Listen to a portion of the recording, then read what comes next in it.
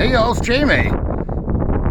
Back with some more BMW stuff. I'm underneath the car, and we're looking for the front two oxygen sensor connectors. Nobody seems to know where they're at. They're right there. Right there. Right here. Why would you do that? Previous years you put them on top of the motor. Now you put them on the side of the motor. Craziness. If you're looking for the rear ones, they're right there. So those are the after-cat O2 sensor connections. Those are the pre-cat oxygen sensor connectors. So you have to remove this panel, all this stuff. It's a pain in the butt. Why couldn't they have done it easier? I don't know.